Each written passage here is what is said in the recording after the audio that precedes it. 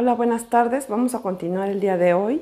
Vamos a incluir el día de hoy dos clases, en lo que va a ser primera y segunda semana del desarrollo. Entonces vamos a iniciar, vamos a utilizar esta práctica. Le mandamos un saludo al doctor Eduardo Agustín Godínez hasta donde se encuentre. Agradecemos mucho su aportación.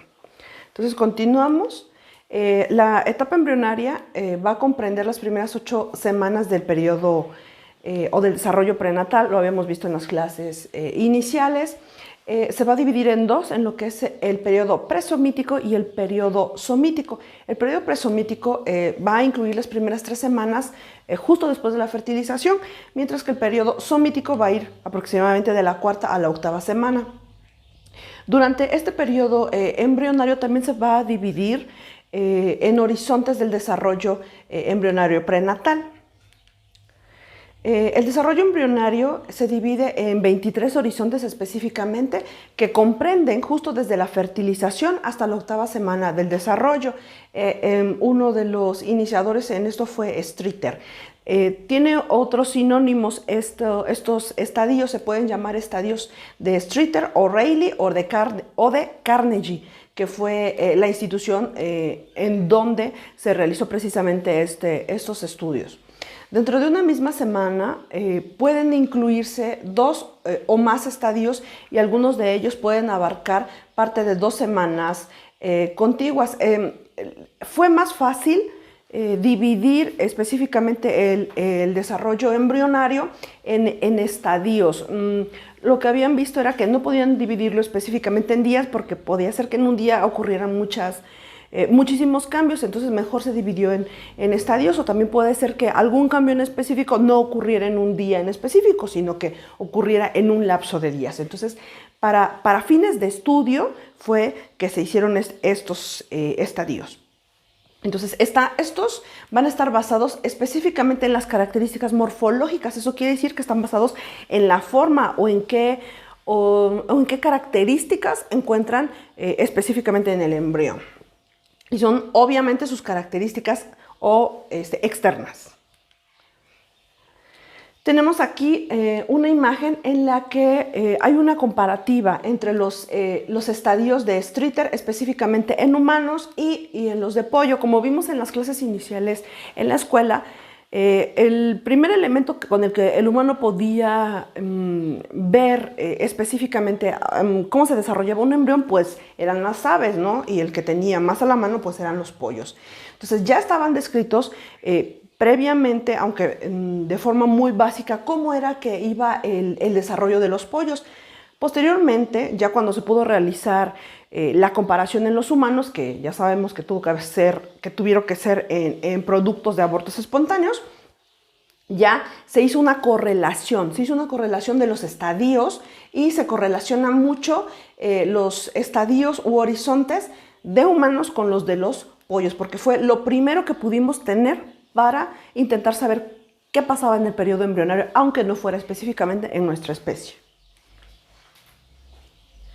Entonces aquí tenemos aproximadamente que corresponde el horizonte de Streeter en un estadio 23, en los humanos edad en días es más o menos entre el 47 más 1 hasta el 56, digamos que tiene un periodo un poquito más amplio, y que si lo correlacionáramos con el de los pollos, estaría en días aproximadamente entre el 7 día y medio al 8º. Entonces, como pueden ver, esta tabla es una correlación o una comparación.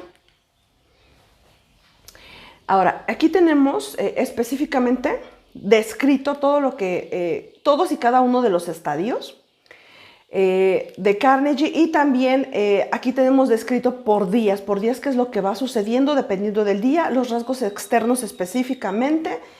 Aquí tenemos el estadio de Carnegie que va avanzando hasta llegar al 23, y en esta otra línea vamos a tener la medida específica de la longitud del vértex hasta el coxis en milímetros.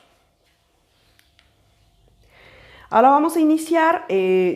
Cuando hablamos del periodo embrionario tenemos que hablar de la segmentación, o que es esa parte que se tiene que ir como dividiendo las células o segmentando.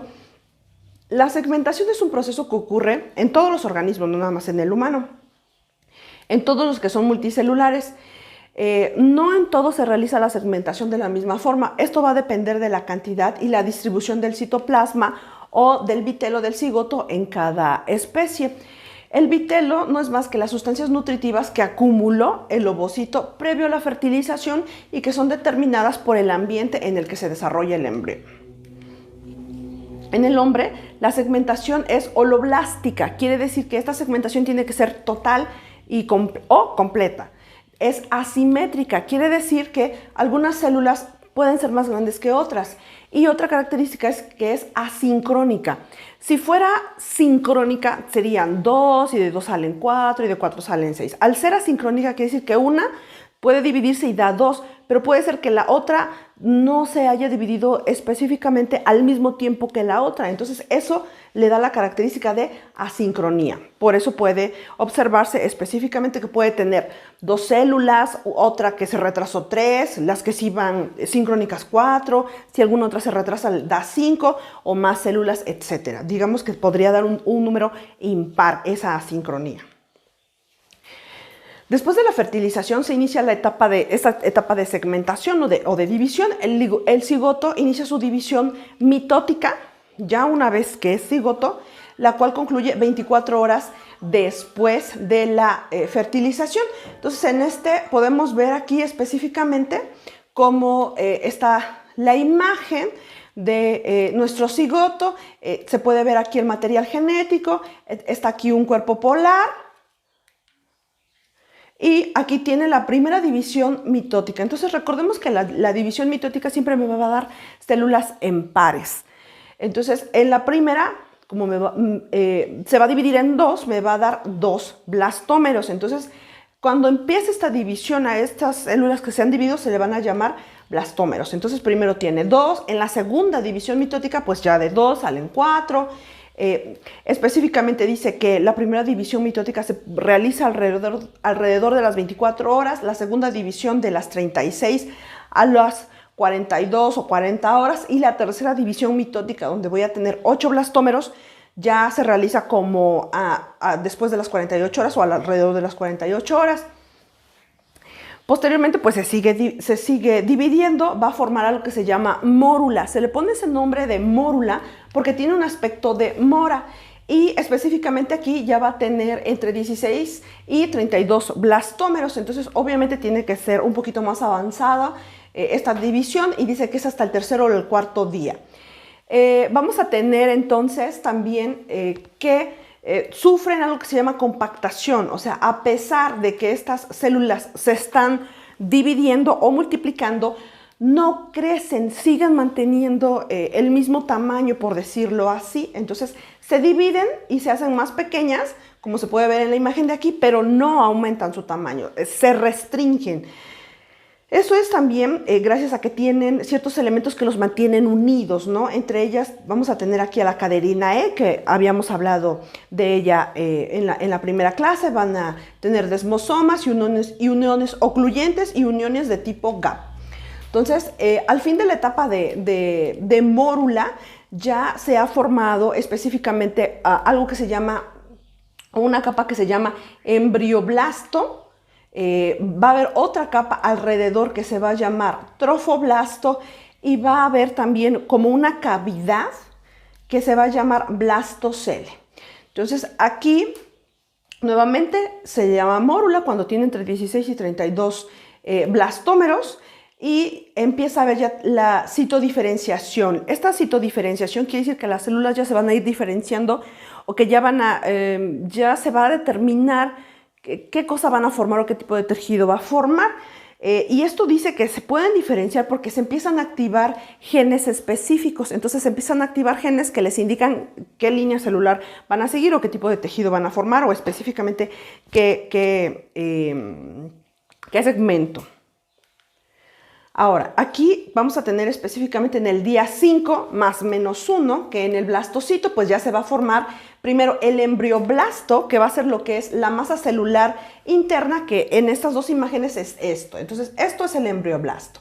Y vamos a tener también al trofoblasto. El trofoblasto va a ser toda esta hilera de células que se ve justo alrededor y que está pues obviamente dentro de lo que es la zona pelúcida. Entonces nuevamente podemos ver que la zona pelúcida delimita todo este acúmulo de células, ¿no?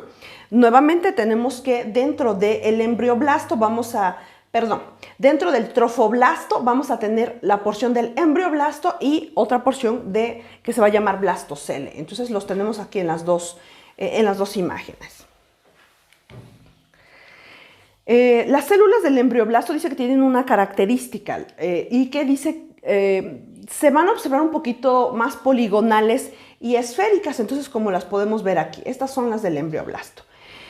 Nuevamente, o en el futuro, estas van a formar el cuerpo del embrión y la mayor parte también de los anexos, como el amnios, el saco vitelino, el cordón umbilical y el alantoides, ¿no? Las células del trofoblasto, o sea, las que están alrededor, entonces esto es el trofoblasto, este es el embrioblasto y lo de adentro es el blastocele. Las células del trofoblasto son aplanadas, como se puede ver aquí, entonces unas son planitas, mientras que las otras sí tienen una forma como más de poligonal o como esférica. Va a desarrollar específicamente estas células del trofoblasto en el futuro, van a desarrollar todo lo que son las membranas extraembrionarias como el corión y la placenta. Durante la primera semana después de la fertilización, el embrión tiene que viajar de las tubas, que es donde se realizó la fertilización, hacia el útero. Eso se da aproximadamente en el día 5 más 1. El embrión en etapa de blastocisto tiene que llegar a la cavidad uterina. Entonces, así como digamos que inicia su viaje desde la porción donde fue fertilizada, tiene que ir poco a poco.